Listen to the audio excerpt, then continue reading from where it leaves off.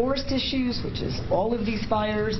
You've been introduced to the State Forestry Director, Laura McCarthy. She's here in the room to answer questions. And also we have our Acting Adjutant General, General Aguilar from the National Guard, who has been very present, particularly in the CAF and Hermit Peak Fire. Approximately a week ago, I provided this kind of a broad update from the Emergency Operations Center, and we talked about 16 counties in New Mexico who were dealing with 20 to 21 fires at the time. Every fire, particularly this early in fire season, is an emergency reaction situation, right? All personnel on the ground, everyone figuring out ways to make sure that we're managing and mitigating, save lives. Today, I want folks to know that we have 5 active fires in 6 New Mexico counties. Now, while for us this is productive news because it means that we can continue to really focus our efforts on the highest risk, most complex fires, those are in the north, clearly. But the other 2 fires, one in Socorro, one in Catron County, the Bear Trap and Turkey fires, they are high-risk fires in the context of their potential. So I don't want to minimize, and again, it's barely May, that there's a lot of fire activity occurring in the state of New Mexico that's requiring statewide attention, and they will continue to get appropriate statewide attention. I think most New Mexicans are seeing such horrific images from the CAF and Hermit Peak Fire, and we want to talk mostly about what's going on in northern New Mexico. So as of this morning, the Calf Canyon and Hermit Peak, these are 2 fires that have basically grown together. That's how we refer to it, as a complex fire for folks who are this is the first briefing that you are attending. We have 138,912 acres that are part of this fire. It is only 20% contained. Over 6,000 homes are evacuated. We believe that we have 166 homes that have been destroyed. I want to clarify and define that in 1 minute. And we're still in the process of confirming. There's a very specific federal requirement about how we do that. The clarification is this: there may be individuals who know unequivocally through either a sheriff's report or a state police officer's mention or a family nearby that they've lost their home and it's not included in our number. It will get included when we can make those assessments. We don't want folks trying to do these assessments themselves, and it's not inclusive of other structures, livelihoods, livestock, and any number of other losses that we know we will be identifying. You cannot have 6,000 people evacuated, and you cannot have 140,000 acres burned through many communities in the north, through several counties, without having more damage, and we are clear. But this is what we know as confirmed. 1 house lost to 1 New Mexico family is too many. We are very grateful for the work of the firefighters and first responders. In all of these fires, we've only lost 2 New Mexicans.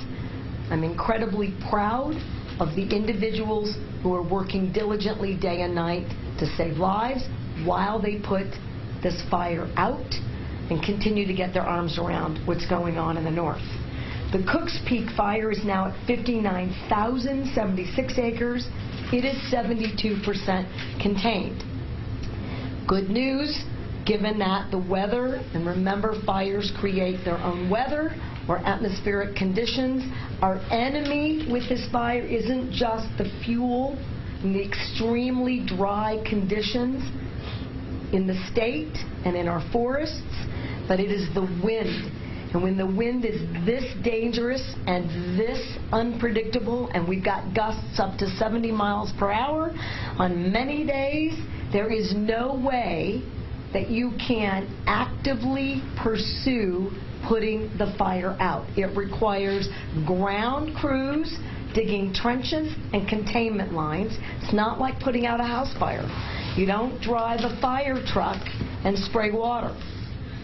That doesn't mean that we aren't doing some of that mitigation efforts to key buildings and properties where we can, and it doesn't interfere with the core mission of getting our arms around the CAF Hermit Peaks fire. But this requires air support. These are areas that you can't hike to. Requires air support and the ground lines to contain the fire. There are more than 1,200 men and women actively working on this fire, including we continue to get additional federal teams, strike teams, tag teams. These are folks that are experts at these kinds of fires. They work with our local folks, and we're bringing in personnel from a variety of states and the federal government to continue to deal with this complex fire, and they are. We have 800 homes evacuated in Cooks Peak. We have no confirmed, remember that language, confirmed, structures lost. And the fire had minimal growth yesterday. 72% contained, all good news. Again, one burst of terrible wind or weather, and that could shift. These are all high-risk fires. I'm going to make that very clear. Every single one of the fires that we're working on today in the state of New Mexico all have high risk. The biggest risk is the complex CAF and Hermits Peak. The Cerro Pelado fire, which is located on federal land just east of Jemez Springs, has burned 22,314 acres. A Type 1, that's the most strategic, right, team for complex fires or difficult fires. An incident management team is managing this fire because it is also a complex fire, moving quickly in very difficult ground to manage with lots of communities and homes in its path. So that is getting the attention that it also needs. We have 200 homes evacuated, 3 homes confirmed loss, and we believe more losses are likely in this fire. Again, these are all tragic. We don't want anything lost, but this is why we evacuate you, because we are concerned that the fire will sweep through a community. This is why we ask folks to leave.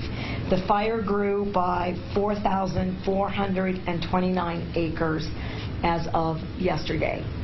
A couple more updates, our announcement for the day, and we'll take questions. With 6,000 people evacuated and affected in northern New Mexico, principally San Miguel, Mora, Colfax counties, but not limited to those counties. We have people primarily living with friends and relatives, sheltering in Vegas where it's still safe, in Taos, in Penasco, and I think people are in Santa Fe, Albuquerque, and any number of other communities where they have family. I want to thank those families for stepping up and making room and arrangements for their loved ones. Others are still being sheltered at shelters that are stood up in Las Vegas, in Taos, in Penasco. In addition, we've got a number of people, we've got 500 people nearly who are sheltering at Glorieta. We have room for about another 100 plus 120 at Glorieta, and we've made arrangements for sheltering in Santa Rosa. And in particular, in Santa Rosa, they've got a very effective site for folks who might need additional privacy and health and medical support, like senior citizens or folks who are in assisted living, board and care, or related type support services. So that is now available in Santa Rosa. More is being made available. We continue to identify locations and supports statewide to make sure that people have safe housing, access to food, and day-to-day supplies. Big shout out to every single New Mexican who's donated financially and who's directly delivering food, goods, and supplies to these communities through their churches, shelters, and any number of other organizations and entities. I am actually today not concerned about getting those supplies moving. It's happening routinely. The Guard delivers those, the police deliver those, state actors deliver those. We continue to take requests from emergency managers. That's how this works. County, sheriffs, they make the decisions, they have the training, they make the calls, we wrap around them and provide everything else. We are providing everything from cash vouchers through a private sector partner that's paid for by the state, that's Help New Mexico, to any number of other resources, including behavioral health counseling, and so it's crisis counseling and emergency, and to figuring out school and child care supports and operations everywhere folks are being sheltered, including delivering health care and prescriptions where we need them, and we're moving those, I think, fairly effectively. That's not to say to anyone watching that every single issue has been addressed in the way that we would like it to. We want it to be immediate. Sometimes it's harder to deliver. So, what is the most important thing we do? Save lives. Second most important thing we do is contain and put out these fires. Don't let any of these other high-risk fires get out of control. And lastly, which is why I'm actually incredibly proud of the work of the state of New Mexico and our local partners. If we didn't have the best local first responders, I can tell you that we would not be announcing we're the first state in the nation to do. There's more than $29 million in the north. $29 million expended to date, with $2 million additional every single day to put out these fires and to support this community. And more is coming. The state has more emergency dollars that it can direct, and it will. But the big one is getting a presidential disaster declaration. Now, this may seem like this is pro forma, and why wouldn't you have that when you have a federal government who certainly is partially to blame for the situation that we're in one of the, in fact, the biggest fire in the United States, the Hermits Peak Fire. But it is not pro forma. And in fact, these disaster declarations at the federal level, which unlock nearly unlimited resources to make states and communities and individuals whole, do not occur until after the emergency is dealt with. And the reason is that they require a very sophisticated level of effort to identify what the losses are. Very specific, very narrow, very arduous, very time-consuming, related to well after the fire is put out. Well, I'm unwilling to wait.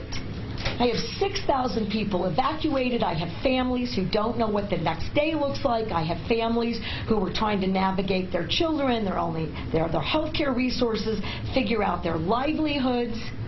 And they're in every single little community, and it must feel to them like they are out there on their own. Well, you're not. So we have been working feverishly, and we are going to be the very first state in the nation to have a presidential declaration accepted and signed by the president, unlocking all of these resources for watershed recovery, restoration of all of those wildlands, and personal, direct financial reparation and assistance before the fire is out. And we are submitting this today. The president is very clear that that is coming, and we have every indication that we'll be the first state to be able to advance this request and unlock these resources for New Mexicans. And I'm incredibly proud of the work that's occurred to get this done. It has not been easy. And for folks who have felt like maybe we weren't as present, I'm really clear about what's going to have to happen the second we get this fire out. And we're going to protect the families in New Mexico. They're my first priority. And so I am signing this declaration request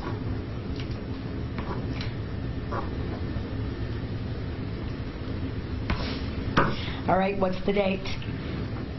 30. Okay, I'm just making sure you guys are clear what day this is. We've been working on this fire for well over a month. These days are all blending together. The people who are fighting this fire are absolutely amazing. Our request for a presidential federal disaster declaration is hereby signed and complete, and New Mexicans should expect that declaration by the White House forthwith. All right.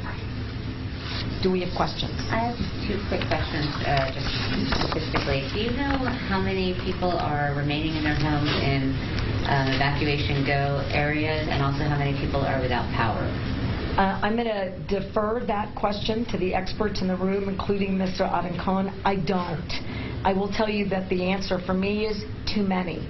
I want to take an opportunity, which is not part of your question, but it has come to us in the numerous meetings that we've been to on the ground, including myself, in primarily Las Vegas, but in the north, that there's a sense that when it's a mandatory evacuation, that we evict people from their homes. We do no such thing.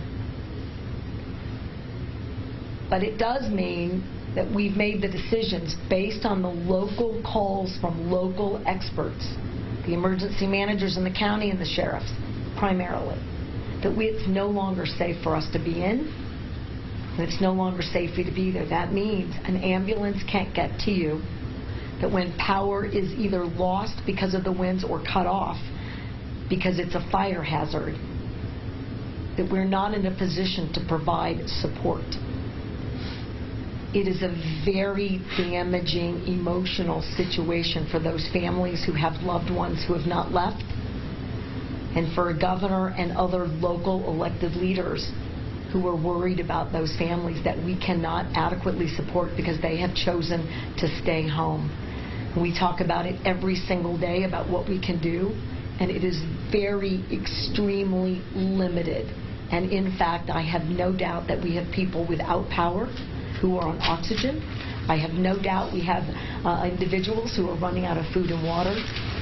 And it is a terrible tragedy. And the second it's safe, we will go back in and assess and support those individuals, no matter their decision. But while it's unsafe, we are not in a position to do that. I will tell you this, that I know that we know how many, because we're making calls, particularly to seniors, through aging and long-term services, through state police, through other first responders, and we do that in coordination with the local sheriffs and undersheriffs in those communities. Primarily now, Mora County, we've been spending a lot of time with residents who did not evacuate out of Mora County. So we are making calls, and we urge them to leave safely if we can assist, if that's still safe, and we want to get a general sense of their conditions, but we don't have the ability to serve everyone in that environment, and that's why we ask you to leave. Diego, do you have a number? I do not have a number. It's probably in the hundreds. It's a moving number. It changes daily because we have people that are messaged directly, neighbors, EMs, through us directly, National Guard. State Police is a major presence out there, literally knocking on doors. We have some limitations when it comes to power, as you know, cell towers that have been damaged. We're on the ground and encouraging people to move. We are very aware of it. As the governor mentioned, we are focused on aging population that have been contacted directly, if not by phone, in person. And that, I take this moment to stress how important it is to evacuate if you're in go status. Listen to the professionals around you. There is significant issues for us getting back to you in the event of an emergency, such as a heart attack, a broken arm, usual 911 calls. It limits our ability, and we may not be able to get to you if you're in that area. So I take this opportunity to make that point. I hope I answered your question. Yeah, and I think you did a much better job than I did, Mr. Adencon, which is we don't want to abandon anyone. You know, our job is to try to support to the highest degree every single New Mexican, no matter the decisions that they make. But there are situations where we may not be able to do that. And that concern weighs heavy, and I know that it's weighing very heavily on their families who are reaching out to us, asking us